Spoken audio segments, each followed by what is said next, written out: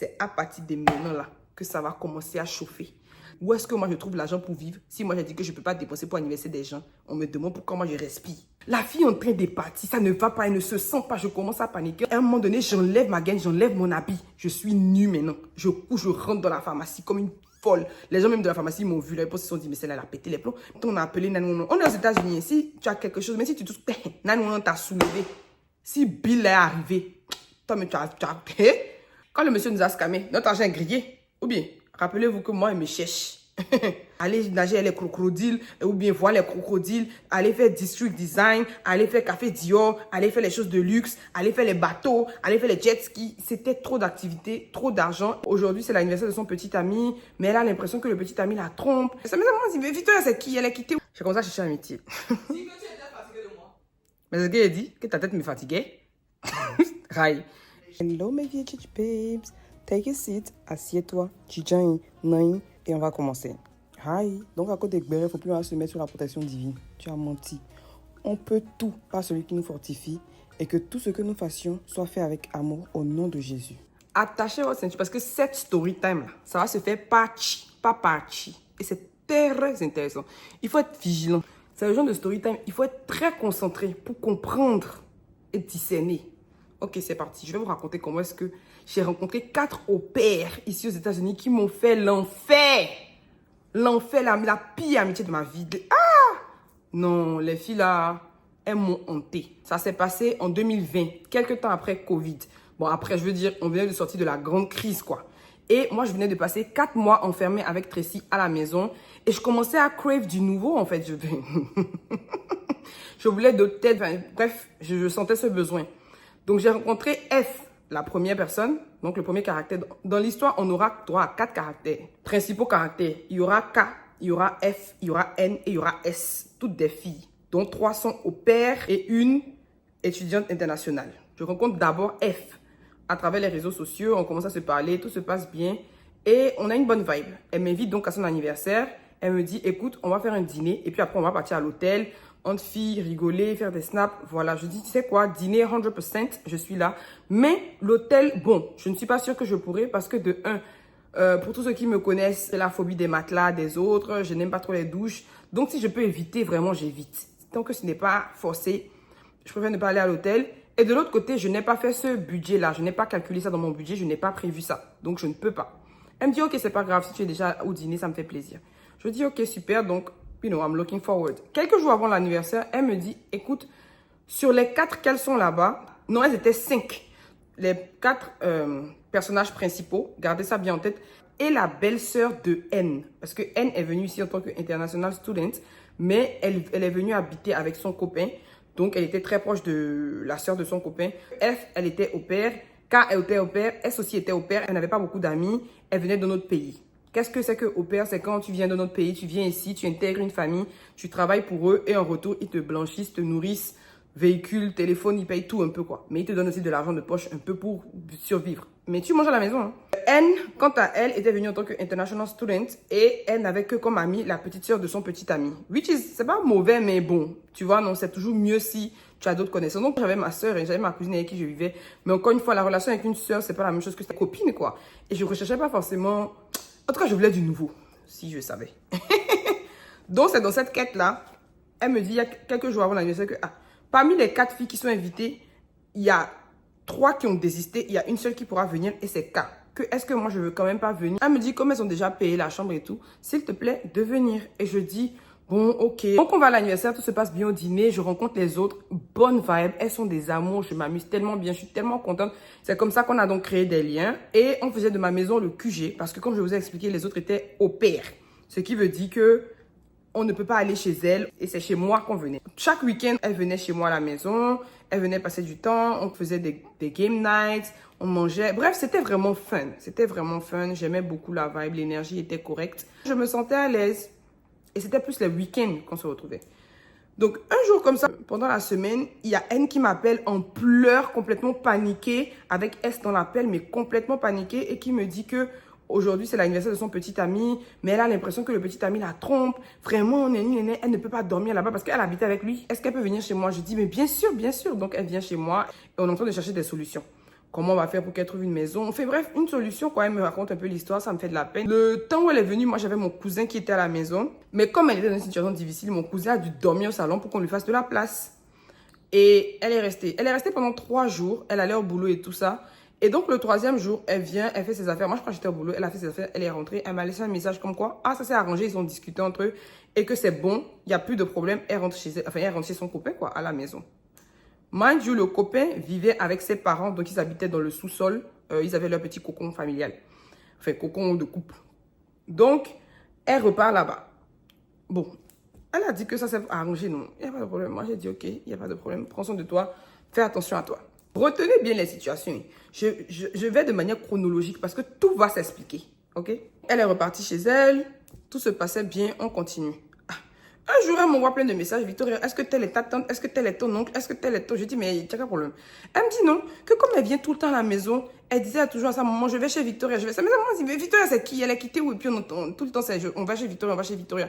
Donc elle dit non, elle s'appelle Victoria telle. Ça me dit, quoi? C'est la fille de telle? C'est la nièce de telle? Mais non, mais c'est mes cousins. Mais ses parents, c'est mes cousins. Je dis, ah, vous les Africains, vous aimez souvent vous trouver des familles partout. Donc je me suis dit, Donc elle m'explique et tout. Je dis, ah, donc on est vraiment parentés. Waouh! Et on s'entendait déjà très bien, c'était super. Donc, elle savait être ma cousine, n'est-ce pas? D'accord. Gardez tout ça là en tête, hein? C'est très important. Après quelques temps, bah, moi, c'était les vacances de Noël, je devais rentrer à Cotonou, je pars à Cotonou. Elles aussi, elles font leurs vacances et tout.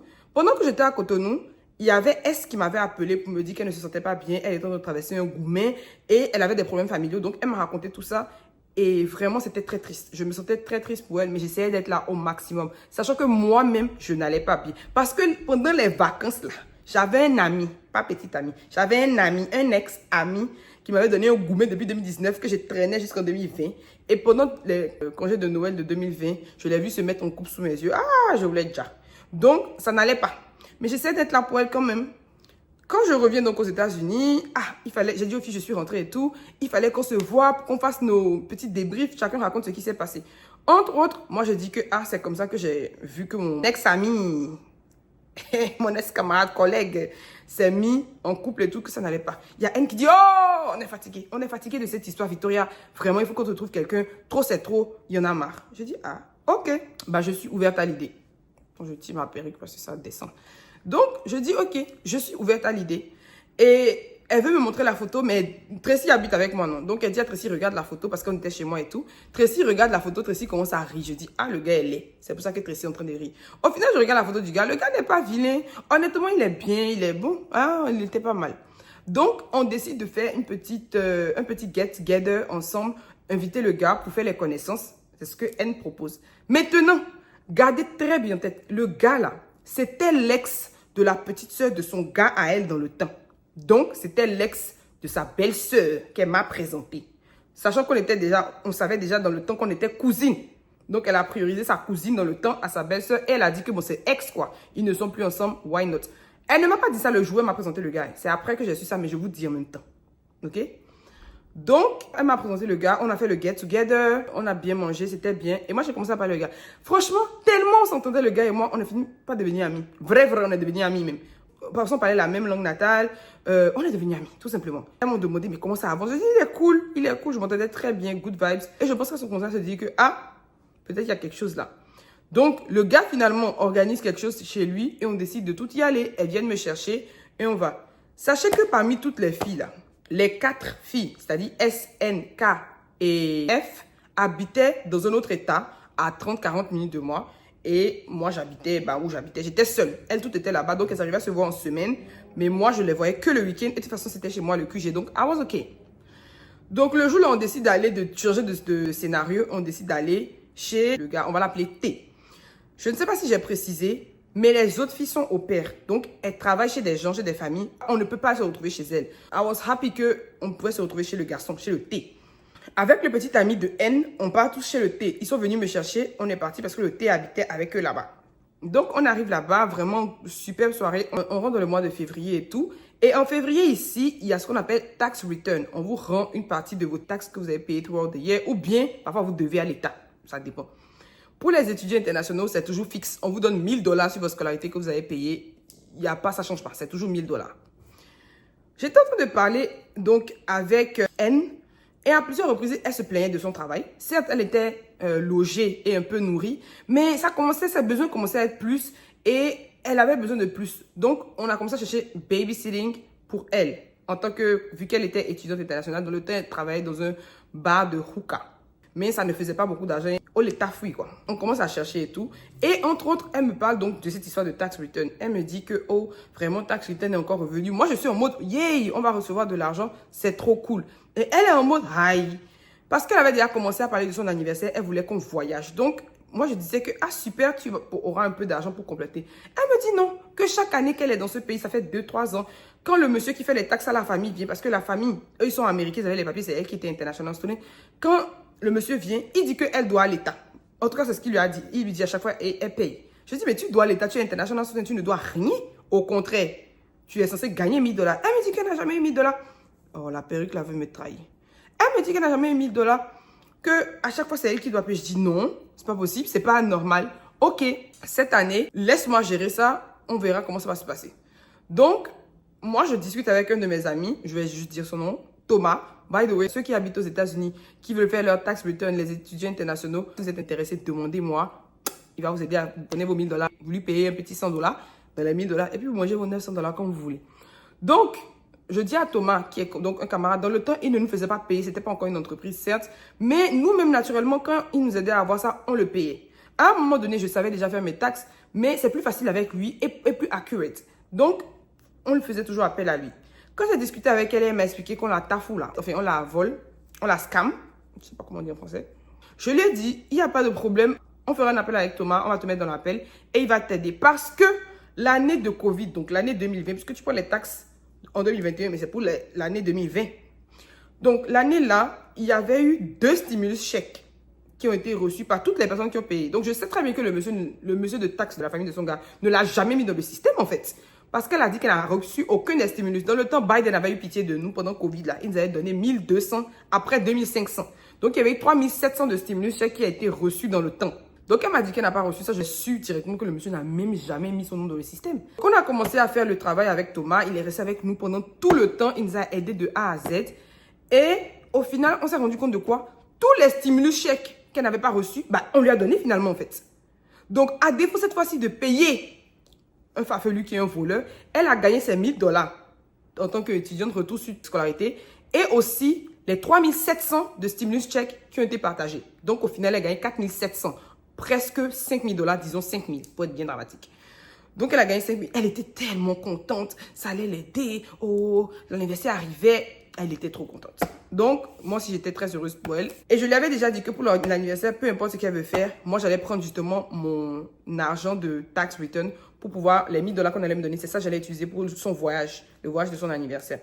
Sachez que moi, si j'avais d'autres responsabilités, je pouvais prendre mes 1000 $ pour faire autre chose. Franchement. Mais comme c'est son anniversaire, que c'est ma cousine, et c'est mon amie, et c'est ci, c'est ça, je dis, ok, je vais m'organiser. Parce que c'était pour aller à Miami. Mon cher, si je n'étais pas allé à Miami dans le temps, ça n'allait pas mourir. C'est comme ça que son argent, elle arrive. Moi, si je fais mes taxes le même jour et j'attends mon argent tranquillement. Pendant la période d'attente, il faut bien retenir, le BRL est très... En fait, vous allez péter les plombs. Pendant le temps, elle reçoit le stimulus check et tout. Mais en même temps, le problème initial était toujours, elle recherchait un job. Moi, dans le temps, j'avais eu 2 familles qui me voulaient, assez compétitives. Les 2 payaient très bien. Mais il y avait une famille qui payait plus. Mais l'ambiance me faisait mal à la tête. Je devais choisir donc entre une famille, je vais vous expliquer l'histoire là dans une autre story time, mais je vous dis vite fait. Je devais choisir entre une famille de 2 filles ou 4 garçons, je pense. Non, 3 garçons. Et les 3 garçons sont juifs. Les 2 filles, voilà. Je dis juifs, je spécifie parce que c'était pas facile pour moi de séparer. Ils avaient les cuisines cochères. Une cuisine rouge, une cuisine bleue. Une pour la viande, une pour le lait. Donc, c'était vraiment tout un truc. Et la distance aussi, il fallait prendre les enfants à l'école. Bref, les responsabilités étaient challenging. Mais la famille là, je veux que vous reteniez très bien. Je vais vous raconter l'histoire de la famille là à part dans une autre story time. Mais gardez en tête que, voilà. Donc la famille là me voulait. Et de l'autre côté, il y avait la famille des 2 filles aussi qui me voulaient énormément. Au final, bref, j'ai choisi la famille des filles. Je vais vous expliquer ça plus tard. Même si la famille des garçons payait beaucoup mieux. Ok? Mais encore une fois, je vais vous expliquer plus tard. Comme j'ai laissé la famille des garçons et que la maman était un amour, elle avait vraiment besoin de quelqu'un et elle voulait à tout prix quelqu'un qui parle français, quelqu'un qui ci, quelqu'un qui ça, je lui ai dit, tu sais quoi, je suis allée parler avec moi, ma cousine N. Je lui ai dit, on va faire quelque chose. Elle n'a jamais babysit. Mais ça ne casse pas trop pas un canard que garder un enfant. Je lui ai expliqué comment ça fonctionne. Elle gardait la petite soeur de son frère. Donc, elle avait un peu une idée. Je lui ai dit, voilà, moi, je vais aller dire à la dame que tu babysites depuis que tu es forte dedans, que tu es comme moi, qu'elle ne va pas regretter. Et je vais te brancher là-bas. Comme tu cherches un travail. Donc, je te trouve ton boulot. Tu peux quitter le truc de hookah et te concentrer sur ça. Et moi, je sais que j'ai quand même aidé la dame. Je ne suis pas obligée, mais elle est gentille. Ça aide ma cousine. Donc, pourquoi pas? Je les mets en contact et ça match parfaitement. Tout se passe très bien. La première semaine de boulot même, il voyage. Donc, on lui paye pratiquement 1000 $ ou plus parce que c'est comme ça que ça se passe. Si ton embauché et qu'eux, ils voyagent, ça, c'est pas ton problème. Ils couvrent tes dépenses. Donc, je me rappelle que la semaine là, elle était libre de planifier son anniversaire, de faire ses courses. Elle me disait que j'étais payé 1000 $. Elle continuait en hookah, si je ne me trompe pas. Au final, elle qui était en souci de comment elle allait payer les taxes return et gérer son anniversaire, elle s'est retrouvée avec de l'argent qu'elle n'avait pas prévu pour pouvoir mieux organiser et bien organiser son anniversaire. Donc, tout est bien qui finit bien. Elle décide qu'on aille à Miami. Rappelez-vous que moi, je devais prendre mon argent de tax return pour partir à Miami. Sauf que mes tax return ne sont jamais venus avant son anniversaire. Ça a pris du temps et du temps et du temps. Et je ne sais pas. D'habitude, ça prend 2 semaines, 1 mois Big Max. Mais là, ça faisait des 1 mois. Rentrer dans 2 mois, mon argent ne sortait pas. Et je lui ai dit, aïe, bon, je vais essayer de me débrouiller pour quand même venir à ton anniversaire parce que je t'ai donné ma parole. Mais je ne pourrais pas faire toutes les activités. Et de toute façon, dans le temps, honnêtement, je ne me sentais pas bien dans ma peau. J'étais très grosse. Mon corps ne me plaisait pas. Donc, tout ce qui est activité eau, parce qu'elles aimaient beaucoup l'eau, je ne veux faire aucune activité qui est water. Elles voulaient faire boats. Et c'est des activités bien chères. Aller nager avec les crocodiles, ou bien voir les crocodiles, aller faire district design, aller faire café Dior, aller faire les choses de luxe, aller faire les bateaux, aller faire les jet skis. C'était trop d'activités, trop d'argent. J'avais école. Je me sentais pas bien. Non. Bref, j'ai dit, je vais faire quelques activités. Je viens dans le voyage avec vous. Malgré que mes tax returns ne sont pas arrivés, je vais me débrouiller, venir. Je vais juste devoir réduire mes coûts. Et j'avais école, donc je devais me concentrer aussi pour faire mes exercices. Donc, quand vous allez sortir faire les activités, moi, je vais me concentrer sur ça. Donc, c'est ce qu'on s'est dit. Entre-temps, bon, pendant qu'on discutait tranquillement avec les autres, il y a F qui m'appelle un jour qui me dit que, hey, vraiment, le voyage là va nous coûter un anniversaire de N, ça va chauffer. Je dis, ah oui, ça va chauffer. Mais que d'ailleurs, honnêtement, N a reçu ses tax returns. Je pense qu'elle aurait dû gérer la maison au moins. Elle prend une charge, elle dit, je gère. Donc, l'hôtel, elle dit, je gère. Ou bien. Et nous, on gère le reste. Moi, j'aurais fait ça. Après, voilà, bon, c'est pas grave. On discutait, on faisait un petit béret. On part finalement à Miami, là, en question. Ou bien, quand on arrive à Miami, on appelle la personne, pardon, on appelle le contact pour le Airbnb. On appelle, il n'y a pas de réponse. On appelle, il n'y a pas de réponse. Elles ont très bien organisé le séjour. Hein. Ça, là, je ne peux pas lui enlever ça. Elles sont très bien. Tout ce qui est organisé, planification, ouais, elles ont bien fait. Malheureusement, on a été scammé par la personne du Airbnb. Elles ont tout organisé. Moi, j'ai juste envoyé l'argent. Je n'ai pas fait d'organisation. J'ai juste envoyé l'argent. Quand le monsieur nous a scammé, notre argent est grillé. Ou bien, rappelez-vous que moi, il me cherche. Donc, il fallait qu'on prenne un hôtel. Quand on est déjà sur place, tous ceux qui connaissent Miami, là, vous savez que c'est cher. C'est coûteux, c'est cher. Quand on est sur place, on commence à chercher les hôtels. Les moins chers commencent à 700 la nuit. On a fouillé, on a trouvé un qui était à 400 quelque chose la nuit. Donc, je pense que c'est ce qu'on a pris finalement. On devait faire 2 ou 3 nuits là-bas. Mais on a décidé de faire nuit par nuit. Donc, la première nuit allait nous coûter 100 quelque chose chacune. Mais 100 en tout cas, chacune. Et donc, elle se propose de payer parce qu'elle connaît ma situation. Elle sait que mes taxes ne sont pas revenues. Elle sait que je me suis sacrifiée pour être là pour elle. Donc, elle dit qu'elle va payer ma part, qui est donc 100 et quelques dollars. Donc, je dis, oh, c'est gentil, d'accord. J'allais payer le reste quand même. Hein. J'allais payer les 200, les autres nuits qui allaient venir. Quand on arrive là-bas, on a pris une chambre avec lit double. On est 5. Lit double, ça peut tenir 4 personnes, donc 2 par truc. Quand on arrive dans l'hôtel, même l'hôtel est sale. On n'a qu'à dire la chose. Donc, moi, je me suis dit, je n'ai pas de problème à rester debout, bien assise, ou bien ne pas dormir. Je n'ai pas de problème. Et franchement, ceux qui me connaissent personnellement savent que je suis capable de ne pas dormir, que de dormir sur un lit, un matelas que je ne connais pas. Ça ne me dérange pas. On s'est débrouillé, on rentrait tard les soirs. Donc, bon, on a fait des siestes, façon là-bas. Tout le séjour était quand même bien. On allait déjeuner, on allait dîner. Bon, j'ai aimé. Miami était vraiment... C'est ma première fois à Miami. Miami était bien. Et d'ailleurs, même après ça, je suis repartie plusieurs fois. J'ai beaucoup apprécié. Miami est vraiment top. Le dernier soir, avant qu'on ne rentre donc, on est allé faire un dernier resto. Je pense que c'était à la maison Versace ou bien Versace Mansion à Ho. Ce qui est sûr, c'était un des derniers fancy là. On est parti là-bas. Quand on a fini de manger... Il y a K qui est extrêmement allergique aux crevettes. Mais je pense qu'elle ne savait pas qu'il y avait une sauce de crevettes ou une histoire comme ça. Elle a mangé. Next thing we know, crise. Crise. commençait à convulser, les yeux faisaient comme ça, elle ne respire pas, elle nous a paniqué. Tu vois, quand quelqu'un est en crise, la mousse blanche, tu as peur. Donc, c'était comme ça. Avec S, on a paniqué. Avec S, on est parti, je suis partie avec S, K en question et moi. Et puis, F et N étaient restés là-bas. Je ne sais plus ce qui s'est passé. En tout cas, il y avait des gens qui étaient restés au restaurant. Donc, on file. Moi, je prends le volant. On commence à chercher une pharmacie. On cherche un hôpital. On est en pleine panique, en fait. Parce qu'on voit la fille partir. On a peur. On arrive devant un CVS qui est donc une pharmacie. Moi, le jour-là, j'avais porté une robe bustier avec une gaine bien serrée. Donc, on arrive devant la pharmacie. La fille est en train de partir. Ça ne va pas. Elle ne se sent pas. Je commence à paniquer. On appelle 911 en même temps. Mais il fallait qu'on trouve quelque chose. Donc, moi, je suis en train de suffoquer. Je panique. À un moment donné, j'enlève ma gaine. J'enlève mon habit. Je suis nue maintenant. Je couche. Je rentre dans la pharmacie comme une folle. Les gens même de la pharmacie m'ont vu. Là, ils se sont dit, mais celle-là, elle a pété les plombs. Mais c'était une question de view de moi. Je ne peux pas m'amuser. Je rentre là-bas. Je commence à crier que, je dis non. Donc, on arrive devant la pharmacie. La fille est en train de partir. Ça ne va pas. Elle ne se sent pas. Je commence à paniquer. On appelle 911 en même temps. Mais il fallait qu'on trouve quelque chose. Donc, moi, je suis en train de suffoquer. Je panique. À un moment donné, j'enlève ma gaine. J'enlève mon habit. Je suis nue maintenant. Je couche. Je rentre dans la pharmacie comme une folle. Les gens même de la pharmacie m'ont vu. Là, ils se sont dit, mais celle-là, elle a pété les plombs. Mais c'était une question de view de moi. Je ne peux pas m'amuser. Je rentre là-bas. Je commence à crier que, je dis non, mon ami est en train de convulser. Mon ami a une crise. Mon ami a mangé shrimp. Comment on fait? Ils m'ont dirigé vers quelque chose, de prendre ça. J'arrache ça du comptoir, je sors, je lui mets dans la bouche, on met l'eau dessus, elle boit. On a appelé 911. On est aux États-Unis. Si tu as quelque chose, mais si tu touches, 911 t'a soulevé.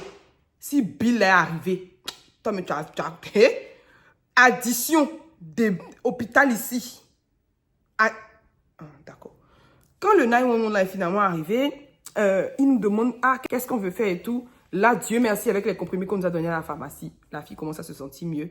Et j'ai dit, on a décidé que non, c'est pas la peine qu'elle rentre dans le camion. Au final, ils ont pris ses vitals et puis ils lui ont dit quoi faire, tout ça. Elle a fini par se calmer, mais elle nous a fait vraiment peur. Et moi, j'ai paniqué en fait. Moi, j'ai paniqué, me promener nue dans les rues de Miami. Mais c'était pour te dire que la panique à bord, quoi, parce que je suis pas nudiste, quoi, de base. Mais tout est bien qui finit bien. Par la grâce de Dieu, elle n'avait rien. On n'a pas eu de séquelles. C'était vraiment juste une crise. Elle n'avait pas de ventoline. Elle est asthmatique et allergique. Bref, c'était vraiment effrayant. On finit par retourner à l'hôtel. Bon, le séjour se finit quand même bien. Et on revient toutes à Washington, D.C. C'est à partir de maintenant là que ça va commencer à chauffer. Si je raconte tout dans cette story, ça n'a jamais fini. Donc, je vais patienter vous. Je vais vous raconter là. Ça, c'est partie 1. Je vais rentrer dans partie 2. Je vous donne un aperçu. Partie 2. Au final, on est venu me demander des comptes rendus de où est-ce que moi je trouve l'argent pour vivre. Si moi j'ai dit que je ne peux pas dépenser pour l'anniversaire des gens, on me demande pourquoi moi je respire. 2. Elles ne viennent pas à mon anniversaire parce que... Je vais vous expliquer tout ça. Restez branchés. Ces filles-là sont folles.